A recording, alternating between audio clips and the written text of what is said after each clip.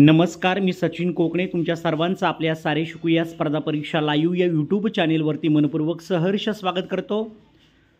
जे पवित्र portal 2022द्वारे select झालेले विथ इंटरव्ह्यू विदाऊट इंटरव्ह्यूला झालेले जे सिलेक्ट कॅन्डिडेट आहेत त्या सर्वांचं मनपूर्वक अभिनंदन। तुमच्यासाठी एक महत्त्वाचा अपडेट्स आलेला आहे शालार्थ ID संदर्भात।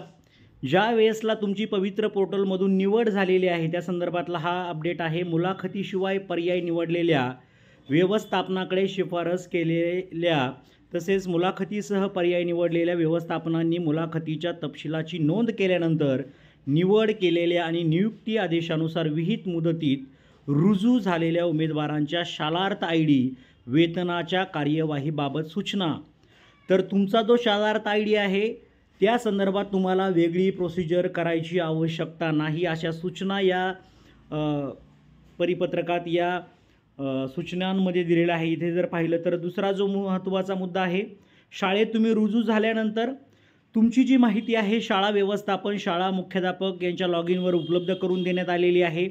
त्या ठिकाणी ॲप्लिकंट जॉईनिंग डिटेल्स त्यांना भरायची आहे आणि ती डिटेल्स भरल्यानंतर तुमचा शालार्थ ID अगदी काही तासांमध्ये त्या ठिकाणी निघतो। माझा स्वतःचा शालार्थ ID 2 ते 3 तासांमध्ये जनरेट झालेला आहे।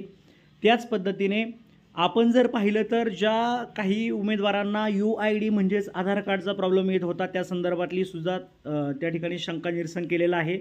तथापि ज्या उमेदवारांच्या स्वप्रमाणपत्रामधील आणि आधार कार्डमधील नावाच्या नोंदीमध्ये तफावत असेल व त्यामुळे UID एरर येत असेल अशा उमेदवारांच्या बाबतीत संबंधित विभागीय उपसंचालक यांच्याकडून नावांतील नोंदीची तफावत दुरुस्त करून घ्यावी। म्हणजे तुम्हाला आपले जे विभागीय उपसंचालक आहेत त्यांच्याकडे जाऊन तुम्हाला त्या नावामध्ये बदल करून घ्यायचा आहे किंवा दुरुस्ती करून घ्यायची।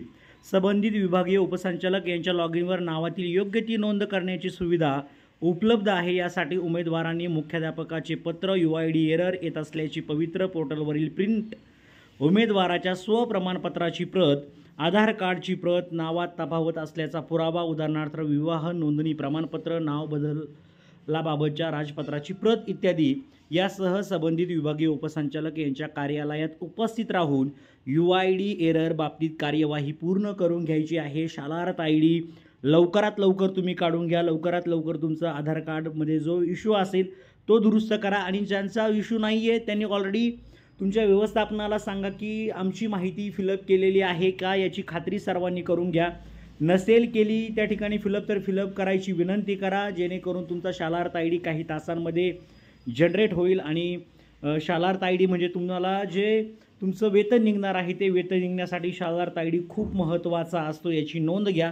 भले तुम्ही इंटरव्ह्यू झाल्यानंतर लगेच जॉईन केलं आहे परंतु ते वेतन मिळण्यासाठी तुम्हाला शालार्थ ID महत्त्वाचं आहे। त्यामुळे अजूनही काढलेला नसेल आणि त्यासाठी तुम्हाला एकही रुपया त्या ठिकाणी खर्च करण्याची आवश्यकता नाही आहे। खरं तर मला हा मुद्दा सांगायचा आहे तुम्हाला। ओके, तर सर्व नवनियुक्त शिक्षकांचं मनपूर्वक असं अभिनंदन। सर्वांना खूप खूप अशा शुभेच्छा।